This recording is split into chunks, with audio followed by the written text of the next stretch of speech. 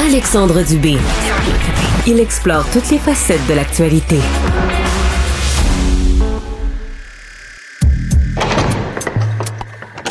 La criminalité, c'est un cycle. Et tu vois, le nouveau procès va se dérouler sans qu'aucun témoin ne se présente à la barre. L'histoire des criminels racontée par l'unique journaliste d'enquête, Félix Séguin. Bonjour Alexandre. Hey, Félix, dis-moi, est-ce que les policiers de Laval sont là pour protéger les citoyens ou pour percevoir des taxes?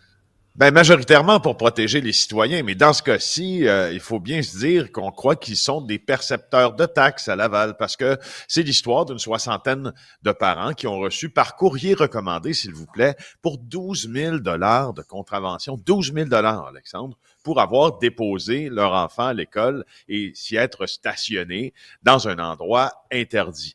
J'ai beaucoup de réflexions sur cette nouvelle-là de Frédéric Giguère, publiée dans le Journal de Montréal ce matin. Alors, l'histoire de ses parents, bref, c'est celle d'adultes qui déposent des enfants en bordure de l'avenue Mont-d'Or à Laval, en arrière de l'établissement scolaire, pour déposer leurs enfants. Il y a des pancartes qui indiquent une interdiction de se stationner, selon les parents. Ça, c'est vrai. Ils n'ont pas le droit de se stationner là, sauf que il s'agit de la seule façon de déposer leur enfant à l'école de façon sécuritaire. Et d'ailleurs, dans l'agenda de la commission scolaire, l'agenda scolaire donc, c'est ce que recommande la direction de l'école, de les déposer là. Alors, c'est ce qu'ils font. Et là, ils vont tous recevoir par courrier recommandé, ou une 60aine d'entre eux, comme spécifié dans l'article, pour 12 000 $ de contravention. Mon Dieu Seigneur! Alors, ils se sont créés un groupe Facebook.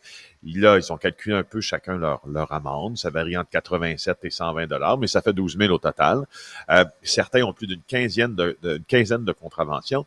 C'est là que ils ont décidé d'interpeller le maire, Stéphane Boyer, qui, tu sais, évidemment, le maire d'une ville peut pas dire « Écoute, je vais vous annuler ça. Ça serait bien le bordel si les maires pouvaient décider d'annuler des contraventions. » Par contre, il conseille à ses citoyens d'aller les contester, et honnêtement, c'est ce que je leur conseillerais aussi. Maintenant que tout ça est dit, à la question principale que tu me posais en début de chronique, dans ce cas-là, c'est clair que les policiers de Laval, le groupe de policiers de Laval qui ont fait ça, puis à partir là, c'est un groupe de policiers de Laval qui ont fait ça, mais qui ont pas eu vraiment le choix d'être soutenus par soit leur chef d'équipe, soit par le poste, entre guillemets, de quartier auquel ils appartiennent, soit parce qu'ils les ont envoyés par la poste après, là. Hein? Alors, dans ce cas-ci, ils se sont transformés en percepteurs, et bien honnêtement, c'est là que le monde n'aime pas la police. Quand ces affaires-là arrivent, parce qu'ils trouvent le citoyen normal et informé va trouver que c'est un manque de jugement de leur part. Parce que le maire n'a pas le droit d'annuler la contravention, mais le policier n'est pas obligé de la donner, la contravention. Tu me suis? Félix, pire encore, ça a l'air, quand on lit ça, là, les parents disent « Les policiers nous envoyaient à la main. Ils étaient là à côté. C'est ça. Hey, bonjour. Bonjour. C'est Ils ça. regardaient, prend le numéro de plaque, puis après ça, un petit cadeau par la poste. Ben, c'est ça. Puis là, il y a police, un autre aspect. Ben, tu sais, c'est ça. Alors, c'est pour ça que je te dis que le citoyen, tu sais, le citoyen lambda, là, il va se dire, moi, j'aime pas la police quand la police fait ça. Puis je suis, tu sais, moi qui a beaucoup de respect, qui a de bons amis qui sont policiers, des gens qui mettent leur vie en danger pour protéger les autres, c'est l'essence même de leur travail. Eux aussi, dans ce cas-ci, ils seraient probablement scandalisés de voir l'attitude de quelques-uns des leurs ainsi. Puis, autre chose, l'école, le dépôt des enfants à l'école le matin, faut pas penser non plus que tout le monde réagit de la même façon à la présence policière. Il y a des gens qui sont stressés quand ils voient la police, même s'ils ont rien à se reprocher, parce que bon, ça peut paraître impressionnant. Ils se disent, qu'est-ce que j'ai fait? J'ai rien fait. Moi, je l'ai vécu personnellement, là. Quand les policiers sont là pour surveiller les autos qui se stationnent dans des interdictions et des interdictions de stationnement parce qu'ils galèrent pour déposer leur enfant à l'école, ça crée un stress aussi, là. Tu sais, tout ça, là, la routine matinale, le dépôt des enfants à l'école, à mon sens, les policiers sont là pour que ça se fasse de manière sécuritaire, puis j'irai un peu plus loin, pour la facilité. non pas pour envoyer 12 000 Ah ouais. de contravention. On se demande Félix? si c'est un moyen de pression, d'ailleurs. Ben, ça, je suis content que tu l'abordes parce que, tu sais, le maire disait je ne vais pas justifier l'indéfendable, mais il a soulevé certaines hypothèses en disant ben, coudonc, est-ce que c'est une forme de moyen de pression de la part des policiers qui sont en revendication syndicale? Si c'est ça, Félix, c'est grave, là. Ben, le maire a soulevé cette possibilité-là parce que pendant que tu sais, l'émission de contravention, on pourrait dire en catimini, là, peut être une forme de moyen de pression de la part des policiers. Au moment où ils ont mené les opérations matinales en question, ils étaient en pleine revendication syndicale. La Fraternité des policiers de Laval n'est pas revenue vers Frédéric Giguère pour lui dire, mon Dieu, pourquoi ils ont fait ça, leurs policiers. Alors, le maire a demandé, ça, il pouvait le faire, puis il a bien fait de le faire, de demander à la direction générale de faire une enquête. Puis là, ils vont enquêter pour savoir si ces gens-là ont été victimes, parce que là, on parlait de la question de la perception, là. Parce que oui, ils ont perçu 12 000 d'amende en faisant ça, si toutefois les gens ne contestent pas. Mais si c'est une opération concertée qui relève d'un zèle en période de revendication syndicale, ben là, il faut qu'une enquête interne s'y penche, là. Parce que c'est pas, je veux dire, les parents qui déposent leur enfant à l'école ne sont assurément pas les bonnes victimes d'une opération de zèle. Il y a plein de façons dont on peut être zélé quand on est policier.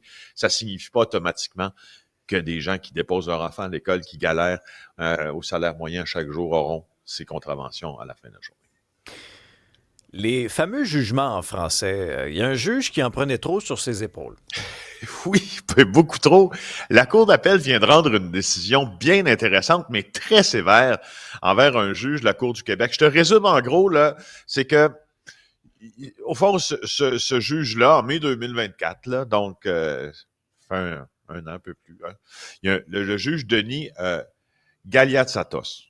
Il avait causé vraiment tout un tollé parce que il avait tranché en prévision d'un procès d'un accusé qui faisait face justement à des accusations de négligence criminelle ayant causé la mort d'un cycliste.